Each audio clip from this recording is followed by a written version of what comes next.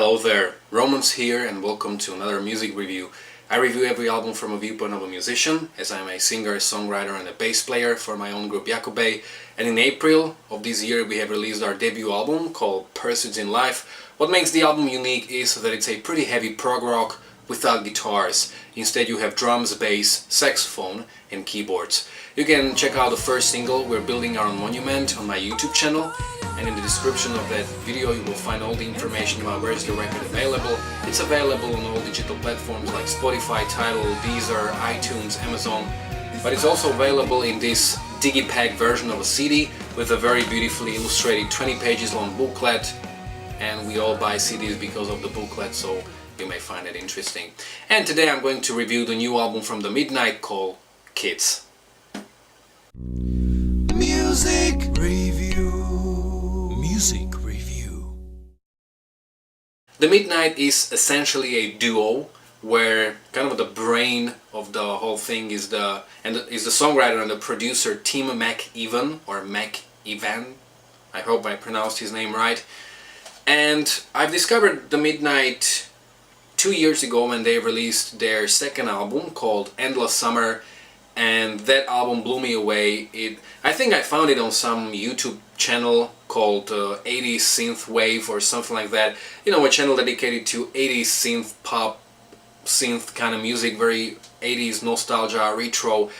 And that record is beautiful. It's one of those most unique records that I always have that little warmness in my heart when I think about that record. I really love it because the things I feel, the things I see, the things I imagine when I listen to that record, there's not really any other record to do that. And since 2016, The Midnight kept releasing a new album every year. So last year we got The Nocturnal, and this year we got The Kids. This record came out more than a month ago, so maybe I'm a little late to the review of this record, but I actually found out about this record by a coincidence. I downloaded the Bands in Town app. My girlfriend actually recommended me to do so, and you know, it kind of connects with your Facebook and with all the musicians that you follow, and I got automatic message from The Midnight like exactly that day when I downloaded the app that the new album will come out next Friday, and I just got so excited. And I've been listening to this album. It seems like every record stands for something different. Endless Summer was like this soundtrack of summer in the 80s. Nocturnal was maybe meant for some night drives in the city and to kind of feel 80s while doing that. Kids is obviously about childhood in the 80s.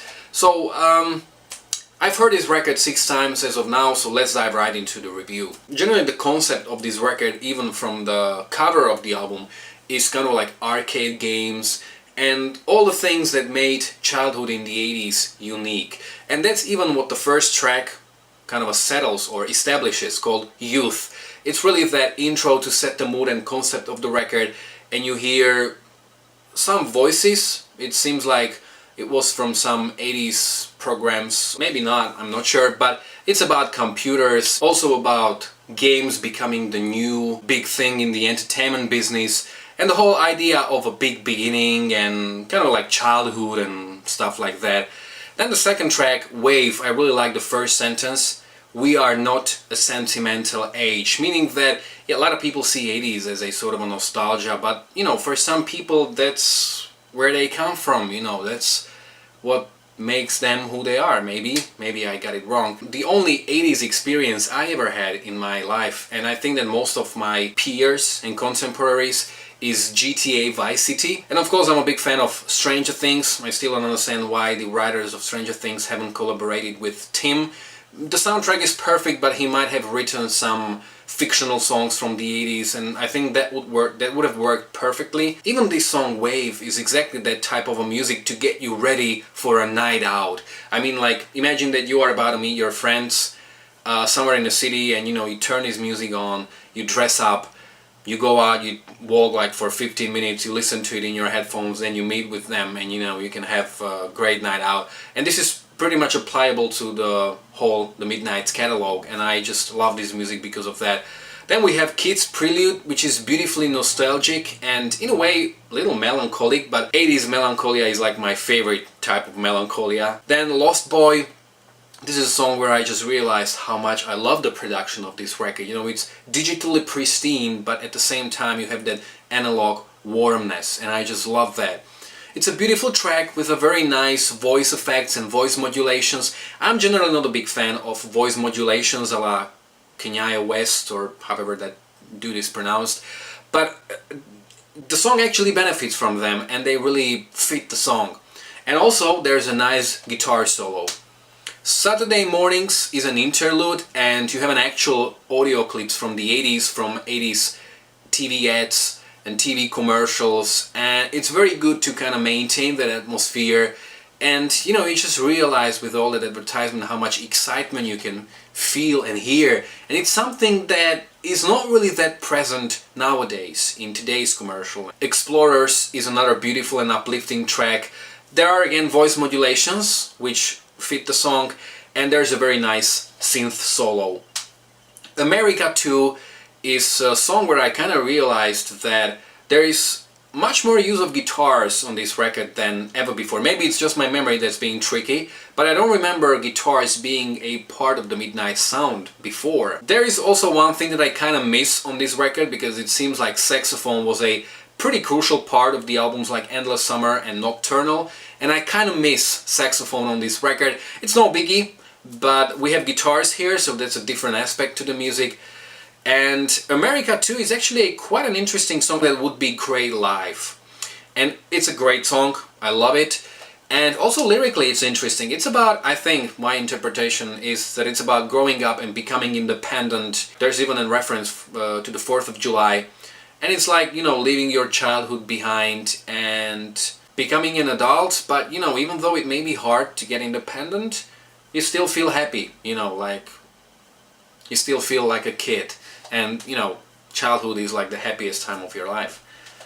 Then the 8th track, Arcade Dreams, is an instrumental. It has a very soundtrack-like quality. And the final track is called Kids Reprise, which is essentially the 3rd track, but stretched a little longer. It starts with like a theme from some old game, and I think it's about times passing by, like childhood memories remain even though everything else may change, you know, the places that you remember from your childhood change. And I think that there's a very nice symbolism in here, because like those arcade games, you know, that was the thing of the 80s, but you don't really find them anywhere else, you know, unless there's a special place.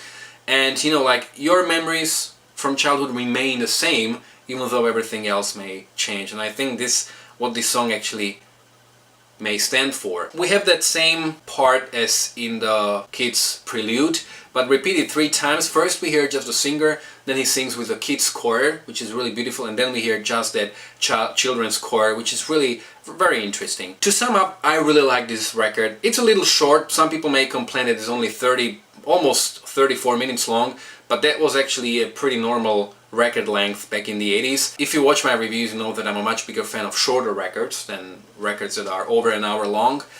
And I felt very happy listening to this record. I would really love for Tim to collaborate with me in the future as a songwriter, as a singer, whatever. I would really love to work with this guy. Even my record, Pursuits in Life, is quite strongly influenced by the 80s. I would say that I, as a songwriter, really am inspired mostly by the music that was produced and written in the 80s. And I'm even planning to do one record, maybe my 4th record, we'll see, that will be really devoted to that 80s sounds, 80s nostalgia, and something maybe similar to Haken's Affinity record, where they really took that 80s influence and they worked it into their own style, and it worked perfectly. So I would really love to do that. So if you have never heard about The Midnight, I would definitely encourage you to check them out. Fantastic band. I would really love to see them live. Hopefully they will tour Europe at one point or another.